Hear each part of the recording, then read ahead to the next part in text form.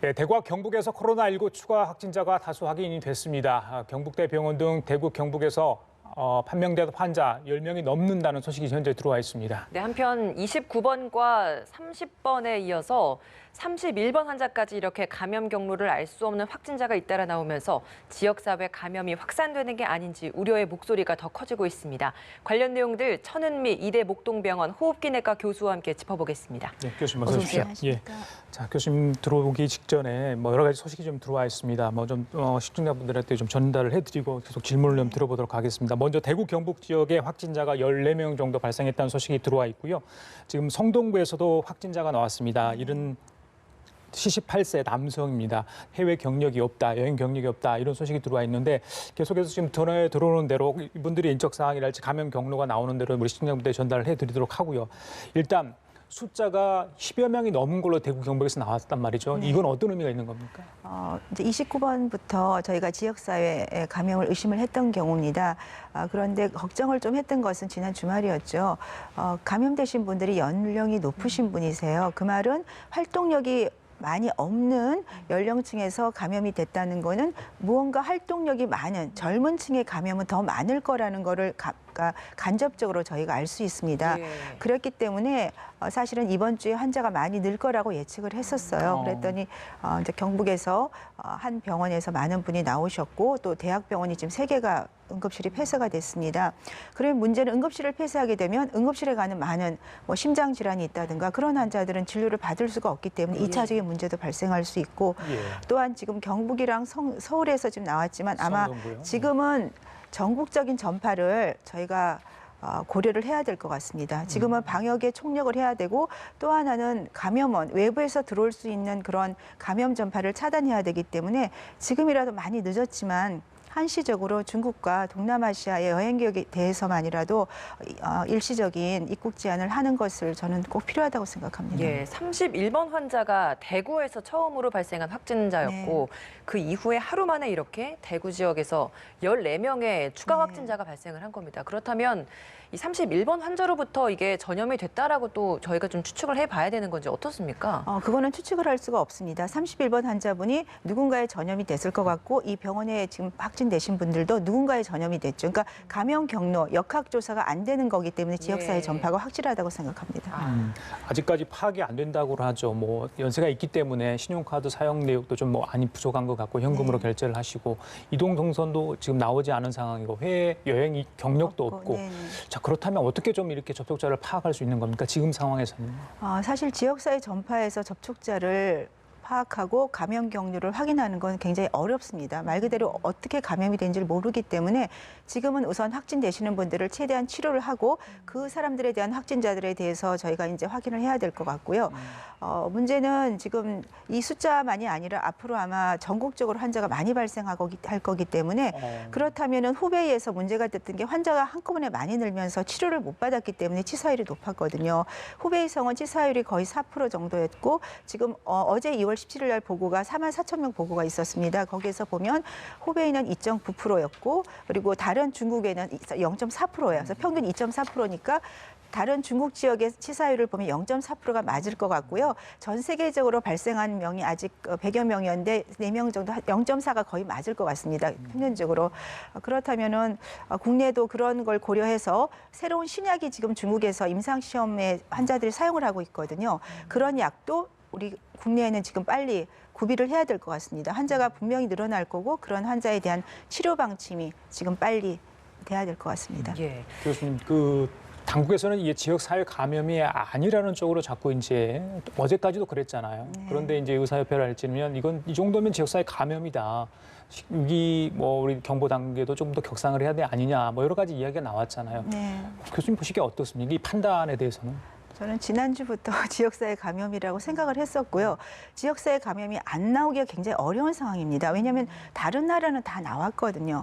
근데 국내만 안 나올 수가 없죠. 국내가 완전히 외부와 차단이 된 나라가 아니기 때문에 분명히 감염이 됐을 거고 그것이 이제 나타나지 않았고 검사를 원활히 할 수가 없죠. 지금도 방송에도 미리 나왔지만 검사가 굉장히 어렵습니다. 그 검체를 검사하는 의료진도 다 복장을 해야 되고 검체 시간도 많이 걸리고 그렇죠. 또한 숙련된 기술과 함께 해독하는 능력도 있어야 되기 때문에 일반 그런 독감 검사는 조금 다르거든요. 그런 면에서는 분명히 이거는 지역사회 전파가 맞다고 생각합니다. 예. 31번 환자에 대해서 이야기를 더 구체적으로 좀 해보고 싶습니다.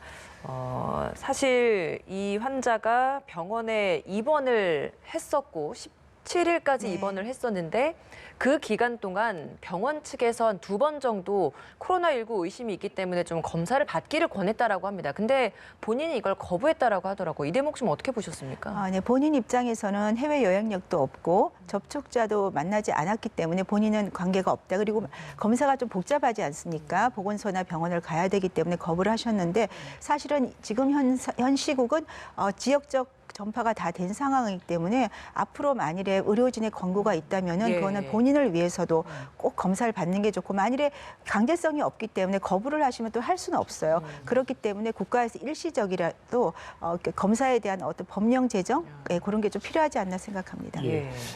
시청자분들 특히 영남권에 계신 분들을 위해서 지금 병원 폐쇄된 곳 몇 군데 말씀을 드릴게요. 경북대병원, 영남대병원, 동산병원 그리고 영남대 부속 영천병원 이렇게 4곳의 응급실이 오늘 새벽 일제히 좀 폐쇄가 됐습니다. 예. 환자들이 옮겨서 격리 치료를 1인실에서 받고 있는 곳도 있다고 합니다. 예. 병원 그리고 쪽 또 안에 의료진들도 계속해서 아마 접촉이 일어났으면 격리돼야 될 텐데 병원 내 감염 염려는 없을까요? 어떻게 보십니까? 분명히 있다고 생각합니다. 그 메르스 때도 병원에 한 분이 슈퍼 전파자로 기록이 되고 의료진도 굉장히 고생을 많이 하셨고요.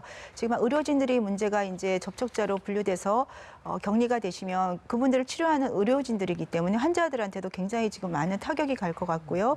응급실이 폐쇄되고 의료진이 격리가 되고 그 중에서 분명히 환자가 나오실 거고 연쇄적인 지금 반응이 일어날 것 같고 지금 이것이 그 경북 그쪽의 문제만이 아니라 지금 전국적인 문제로 조금 번질 수도 있기 때문에 아마 지금 폐렴 환자 전수조사를 지금 시행을 할 겁니다. 그래서 폐렴 환자 전수조사에서 만일에 환자가 나오면 다른 병원도 이러한 지금 조치에 들어가지 않을까 예상이 되고 있습니다. 예, 지금 새롭게 나온 소식이 있어서 좀 전해드리도록 하겠습니다. 지금까지 국내 코로나19 확진자가 오늘 하루 15명이 추가되면서 총 46명이 됐습니다.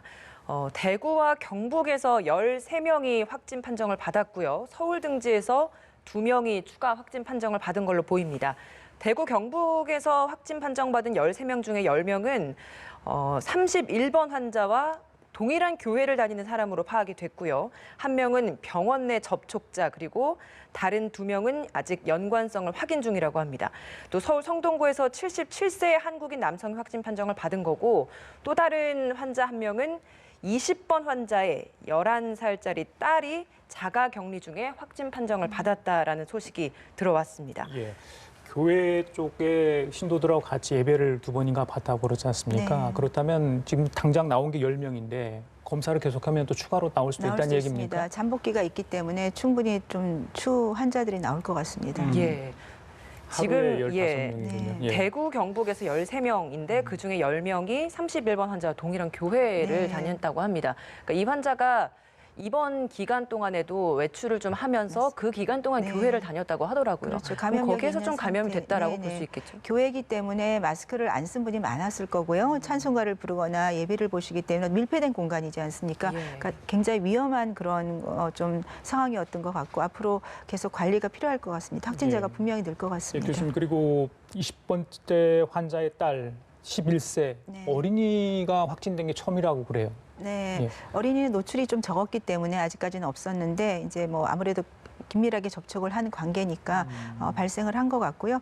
다행히 아직까지 그 44,000명 그 보고 중에도 어린이 사망자는 1명도 없습니다. 그 말은 어린이들은 병을 가볍게 앓거나 충분히 치료할 수 있기 때문에 네, 그 점은 조금 안심해도 될 것 같습니다.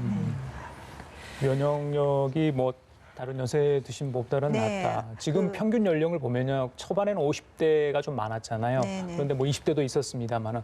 근데 80대도 가고 좀 고령자가 좀 많은 것 같아요. 이게 이 전체적으로 통계 수치를 봤을 때는 좀 그러니까 이 코로나19의 감염 그 추세하고 흐름하고 관련이 있는 겁니까? 네, 관련도 좀 있고요. 그 말씀드린 그 보고를 보면 80 80.9%가 경증 질환으로 나왔습니다. 그 후베이성 데이터인데 후베이성 굉장히 중증 환자들만 다 포함이 돼 있거든요. 그리고 확진자 수를 얘기를 하는 겁니다. 예. 검사로. 예, 예. 그런데 80.9%가 경증이고 한 19% 정도가 약간 중증이고 치사율이 한 4% 정도 나왔는데 그리고 60대 미만에는 거의 사망자가 별로 없습니다. 31번 환자 특히 이제 교회 쪽에서 접촉한 사람이 굉장히 많습니다. 이 정도면 그러니까 흔히 이야기하는 슈퍼 감염자 이렇게 볼 수 있는 겁니까? 그 정도면 벌써 8명 이상 감염을 시켰기 때문에 슈퍼 전파자로 볼 수 있을 것 같고요. 슈퍼 전파자. 예, 예. 앞으로 더 나올 확률이 지금 굉장히 높기 때문에 예. 좀 많이 염려가 됩니다. 지금 뭐 오늘 권영진 대구시장도 그랬습니다만 지자체 역량만으로는 좀 한계가 있다. 중앙정부 차원의 지원이 필요하다라고 이야기를 하고 있습니다. 좀 정부에서의 어떤 지원이 좀 필요하다고 보십니까? 우선은 이제 환자가 폭발적으로 늘어나게 되면 검사 자체를 할 수가 없습니다. 지금의 체계로는 보건소에서는 검사가 잘 안 되세요. 사실적으로 그렇기 때문에 왜냐하면 진단 시약만 준다고 검사를 할 수가 없습니다. 그 검사하는 채취하는 방법에 훈련이 필요하고 그 판독하는 또 기술이 필요하기 때문에 그러한 인력을 국가에서 지원을 해주셔야 되고 그 외에도 신종 인플루엔자 때 우리가 검사를 많이 받아보셨죠. 그때는 일반 병원에도 선별진료소에서 다 검사를 받을 수 있었습니다. 그 정도의 체계가 형성이 돼야 되기 때문에 지금은 일반 병원 보건소, 그다음에 격리병상이 있는 대학병원까지 점차적으로 진단을 할 수 있는 체계를 위해서 국가에서 재정적, 인력적 지원이 필요하다고 생각합니다. 네, 보건소에서 검사가 좀 어렵다, 좀 쉽지 않다라고 말씀을 해주셨는데 그 이유가 뭔가요? 우선은 보건소에는 의료진이 숫자가 적고요. 또 훈련된 의료진을 지금 금방 또 충원할 수가 없고, 그리고 격리된 그런 또 자리가 대부분 조금 부족할 수가 있습니다. 그런 여러 가지가 지금 복합적으로 작용을 하기 때문에 검사가 지금 대학병원처럼 조금 쉽게는 안 되는 것 같습니다. 예, 교수님, 자, 이 정도라면 우리 감염 유기경보 심각 단계로 격상을 해야 된다고 보시는지요? 네, 지금 분명히 격상을 해야 되고요. 지역사회 전파를 떠나서 이제 전국적 전파로 가고 있기 때문에 국가에서는 정말 완전 총력으로 후베이성을 차단하는 그런 정도의 그런 마음으로 가지고 지금 방역을 하지 않으면 많은 수 환자가 또 나올 확률이 높습니다.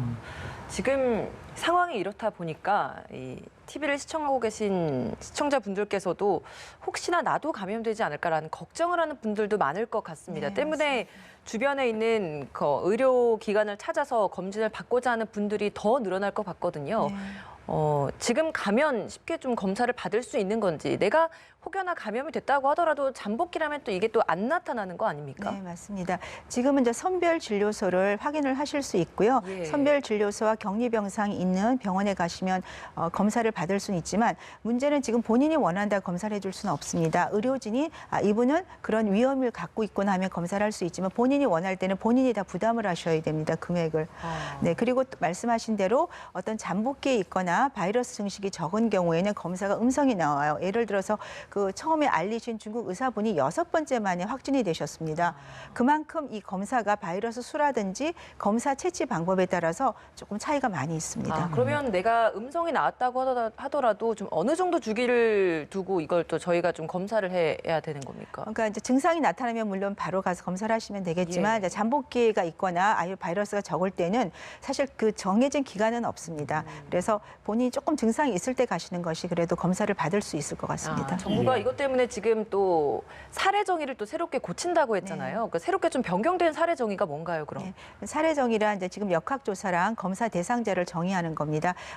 이전까지는 이제 의료진의 판단에 의해서 검사를 할 수 있었다면 지금은 원인 불명의 폐렴이 의심되는 경우는 모두 검사를 할 수가 있는 그런 단계가 되겠습니다. 그리고 예. 뭐 중소병원이랑 의원급에서 이제 걱정을 많이 해요. 환자들이 올 때 어떻게 대처를 해야 될지. 네, 그런 점에 대해서도 국가에서 지금 제정을 하고 있는 걸로 알고 있습니다. 예, 적극적인 대처, 또 관련 정보를 투명하게 공개하는 부분들, 또 시민들은 두려워하지 말고 본인의 몸이 이상했으면 즉시 의료기관, 특히 1339 이용하셔가지고 확인을 좀 받으면 좋겠다 이런 생각을 해보고요. 오늘 아침에 일본 우리 크루즈선에 계셨던 교민들, 그죠? 일본인 배우자를 포함해서 7명이 돌아오지 않았습니까? 네. 지금 이제 음압격리시설에 지금 이제 격리 조치가 되는 것으로 알고 있습니다. 14일간 돼 있을 텐데 일단 본인이 다 음성이라 하더라도 사실 그 안에 갇혀 있었기 때문에 굉장히 정신적으로 육체적 피로감이 있을 것 같아요. 네, 우선은 면역이 떨어지게 되면 바이러스가 조금이 들어와도 발병을 할 수가 있습니다. 그렇기 때문에 지금은 음성이겠지만 중간에 증상이 생길 확률이 분명히 있습니다. 그런 경우에는 뭐 계속 검사를 하실 거고 또 퇴소 전에 분명히 확진 검사를 할 거기 때문에 격리 병상이 있기 때문에 치료하는 건 문제가 없을 거지만 조금 걱정은 면역 때문에 그렇죠. 조금 걱정이 되고 있습니다. 2주 동안 격리가 되는데 그러면 2주 후에는 일상생활로 복귀를 해도 전혀 지장이 없는 겁니까? 네, 기본적으로 잠복기 2주 후에는 발병률이 굉장히 낮습니다. 그렇지만 말씀드린 대로 면역이 떨어져 있기 때문에 2차적인 박테리아 감염이라든지 그런 증상이 생길 수도 있습니다. 그 점에 대해서는 좀 유의하시고 잘 관찰하시는 것이 필요하겠습니다. 예, 교수님 쭉 이 코로나19 상황 지켜보셨잖아요. 네. 이전에 다른 코로나 바이러스랄지 사스나 메르스 관련해서 여러 가지 뭐 치사율, 전염률 뭐 여러 가지 봤잖아요. 네. 지금 뭐 상황 어떻게 보고 계십니까? 예전에 있던 그런 전염병들하고 감염병과 비교해서. 네, 사스와 메르스는 이제 치사율은 매우 높죠. 사스는 10%, 메르스는 35에서 40%입니다. 그런데 지금 이제 코로나19는 보고된 그 44,000명 데이터를 기준으로 하면 후베이성은 2.9%지만 후베이성 이외에는 0.4%가 나와 있습니다. 그러니까 국내도 아마 그 정도 생각을 할 수가 있을 것 같고요.